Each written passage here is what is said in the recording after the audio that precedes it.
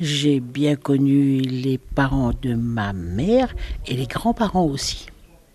Voilà, j'ai eu mon arrière-grand-mère. J'étais la première petite fille. Ma mère, elle travaillait aussi, elle coupait du géranium, mais elle n'avait pas... Ce qui fait que c'est ma grand-mère qui, la plupart du temps, je restais chez elle.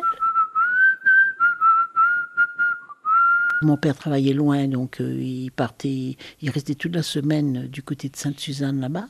Ce qui fait que ma mère, elle était bien emmerdée parce que je ne voulais pas rester chez elle et je préférais partir chez grand-mère.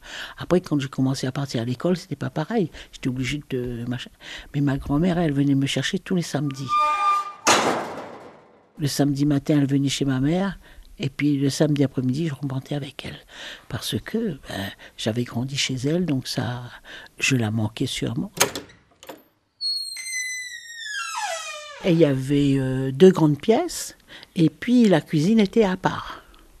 Les toilettes aussi.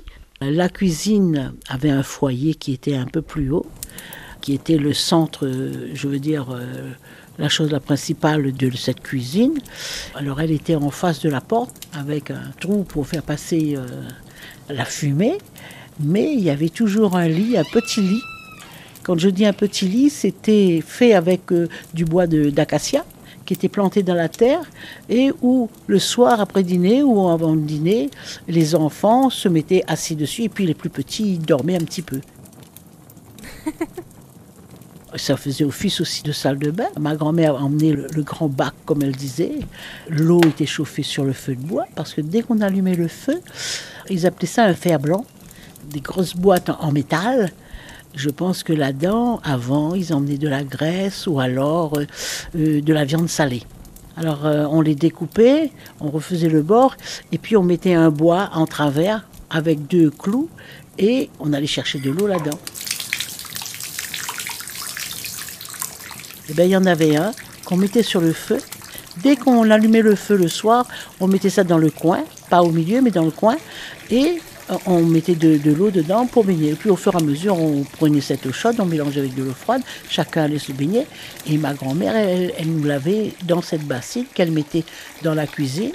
Elle nous lavait avec, on mettait un peu d'eau dedans avec de l'eau chaude et de l'eau froide. Elle nous savonnait, nous rinçait. Puis après, elle mettait de l'eau dans un autre récipient un peu plus grand. Et puis elle nous vidait dessus pour nous rincer. Et après, elle nous mettait assis sur le petit lit qui ne courait pas, comme ils disent. Ils nous essuyaient et après, on allait dormir.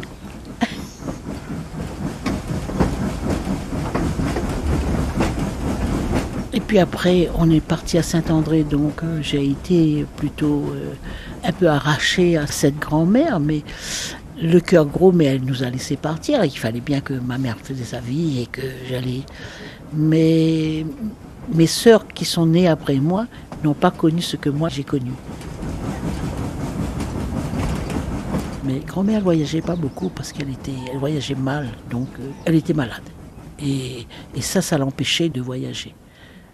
Elle allait voir ma mère, mais vraiment quand il fallait. Par contre, à chaque fois que ma mère attendait un enfant et qu'elle devait accoucher, mon père lui téléphonait chez le commerçant pour lui dire que ma mère va certainement pas tarder à accoucher. Elle prenait le car à 4h du matin et elle arrivait à Saint-André le matin vers 9h30, 10h. Et mon père allait la chercher à la gare routière. C'était à l'arrêt de car puisque c'était devant la mairie de Saint-André. Et puis mais elle venait parce qu'elle avait envie d'être avec nous. Elle voulait voir sa fille accoucher, mais elle voyageait très mal. Et le car passait par la montagne. Alors ce qui fait que quand elle arrivait à la maison, elle était fatiguée, elle était blême, elle était blanche comme je sais pas quoi, elle était malade. Mon père lui disait, il faut vous reposer et demain je vous emmène un carré de poisson, parce qu'elle adorait le poisson. Mon père allait chercher du poisson frais à Chambord.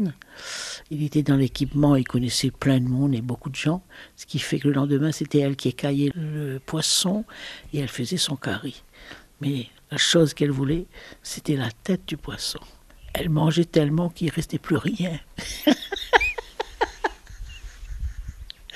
Elle suçait tout, même les chats n'en voulaient plus. puis ça a dû changer, parce que quand elle arrivait à Saint-André, on avait un climat chaud et humide. Donc quand elle venait pas pour machin, elle venait pour 15 jours au moins, le temps de se remettre de son voyage. Mais par contre, au retour, mon père l'a ramenée.